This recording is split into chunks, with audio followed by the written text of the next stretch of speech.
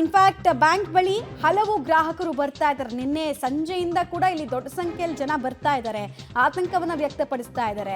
ಡಕಾಯಿತಿ ಹಿನ್ನೆಲೆಯಲ್ಲಿ ಗ್ರಾಹಕರು ಸಹಜವಾಗಿ ತಮ್ಮ ಚಿನ್ನಾಭರಣದ ಕತೆ ಏನು ಅಂತ ಆಕಾಶ ನೋಡೋ ರೀತಿ ಆಗಿದೆ. ಅವ್ರು ಸಂಬಂಧಪಟ್ಟವ್ರ ಹತ್ರ ಕೇಳ್ತಾ ಇದ್ದಾರಂತೆ, ನಮ್ಮ ಹಣ ನಮ್ಮ ಚಿನ್ನ ಕೊಡಿ ಅಂತ. ಬ್ಯಾಂಕ್ ಮುಂದೆ ಗ್ರಾಹಕರು ದುಂಬಾಲು ಬೀಳ್ತಾ ಇದ್ದಾರೆ. ಕಳೆದ ಬಾರಿ ದರೋಡೆಯಲ್ಲೂ ಕೂಡ ಚಿನ್ನ ಹಣವನ್ನು ನಾವು ಕಳ್ಕೊಂಡ್ವಿ. ಇದು ಯಾವಾಗಿನ ಕತೆ ಅಂದರೆ 2017ರದ ಕತೆ, ಜೂನ್ ತಿಂಗಳದ ಕತೆ ಇದು. ಆಗ್ಲೂ ಪರಿಹಾರ ಕೊಟ್ಟಿರಲಿಲ್ಲ.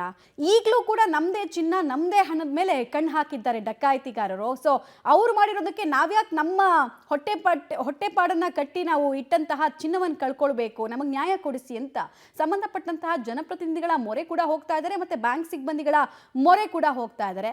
ಎಷ್ಟು ಜನರಿಗೆ ಹೇಗೆ ನ್ಯಾಯ ಸಿಗುತ್ತೆ ಅನ್ನೋದನ್ನ ನೋಡ್ಬೇಕು ನಾವು.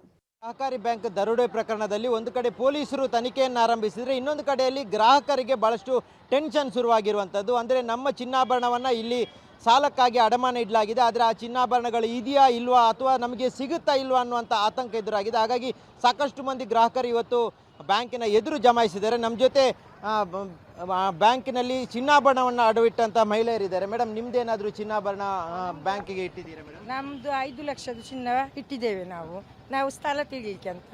ಮತ್ತೆ ಎಲ್ಲ ತುಂಬ ಮಂದಿ ಇಟ್ಟಿದ್ದಾರೆ. ಅದು ಯಾಕೆಂದರೆ ಅವರವರ ಕಷ್ಟಕಾಲಕ್ಕೆ ಅಂತ. ಅದೇನು ಈ ಬ್ಯಾಂಕಲ್ಲೇ ಹೀಗೆ ಆಗೋದು, ದರೋಡೆ ಆಗೋದು. ಈ ವಠಾರದಲ್ಲಿ ಕೇಸಿ ರೋಡಲ್ಲಿ 5 ಶಾಖೆ ಉಂಟು, ಇಲ್ಲಿ ಬ್ಯಾಂಕ್ ಉಂಟು. ಆ 5 ಬ್ಯಾಂಕಲ್ಲಿ ಆಗದೆ ಇದೇ ಬ್ಯಾಂಕಲ್ಲಿ ಏನು 2 ಸಲ ಆದದ್ದು. 2 ಸಲ ಆಗಿ ಹೀಗೆ ಒಂದು ಸಲ ಕೊಂಡೋಗುವಾಗ ಜನರೆಲ್ಲ ಮುಸ್ಲಿಂ ಜನರೆಲ್ಲ ಕಲ್ಲು ಬಿಸಾಡಿ ಅವರನ್ನು ಓಡಿಸಿ ಚಿನ್ನ ಉಳಿಸಿದ್ದಾರೆ. ಈ ಸಲ ಮಕ್ಕಳು ಉಳಿಸುವಾಗ ಸಹ ಸಿಗಲಿಲ್ಲ, ಅವರು ಹೋಗಿದ್ದಾರೆ ಚಿನ್ನ ರಬ್ಬರಿ ಮಾಡಿ. ಅದೇನು ಈ ಬ್ಯಾಂಕಿಂದ ಹೀಗೆ ಹೋಗುದು? ಅಂದರೆ ಯಾಕೆ ನಿಮಗೆ ಅನುಮಾನ ಇದೆಯಾ ಇದೇ ಬ್ಯಾಂಕಲ್ಲಿ ದರೋಡೆ ಆಗ್ತಾ ಇರೋದು, 2ನೇ ಬಾರಿ ಆಗ್ತಾ ಇರೋದು? ಯಾಕೆ ಅನುಮಾನ ಇದೆಯಾ ನಿಮಗೆ? ನಮಗೆ ಅನುಮಾನ ಬರ್ತದೆ ಅಲ್ಲ, ಅದು ಯಾರಿಗೆ ಸಹ ಅನುಮಾನ ಬರ್ತದೆ. ಯಾಕೆ ಅಂದರೆ ಈ ಬ್ಯಾಂಕ್ ಇದೇ ಆಗೋದು, ಲೂಟಿ ಆಗೋದು, ಮತ್ತು ಯಾವ ಕಡೆಯದು ಆಗೋದಿಲ್ಲ. ಇದರ ಎದುರುಗಡೆ ಅದು ಬ್ಯಾಂಕ್ ಉಂಟಲ್ಲ, ಅಲ್ಲಿಂದ ಏನು ಲೂಟಿ ಆಗೋದಿಲ್ಲ, ಅಲ್ಲಿ ಏನು ದರೋಡೆ ಆಗೋದಿಲ್ಲ. ಈ ಬ್ಯಾಂಕಲ್ಲಿ ಆಗೋದಕ್ಕೆ ಕಾರಣ ಏನು?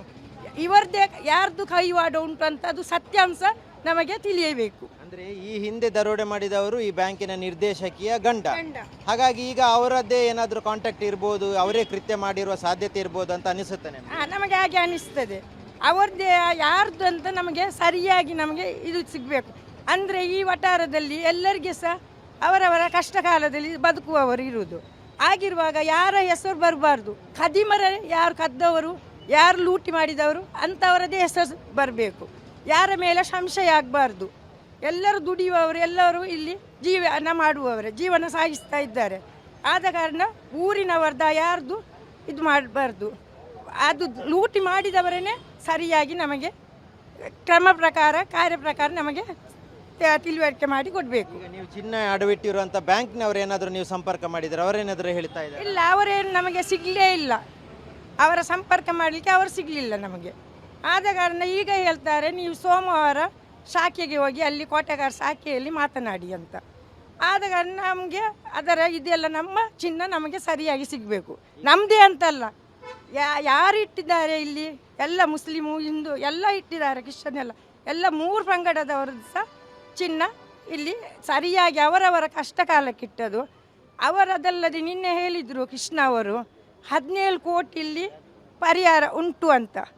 ಅದು ಹೇಳಲಿಕ್ಕೆ ಇನ್ಸೂರೆನ್ಸ್ ಉಂಟಂತ.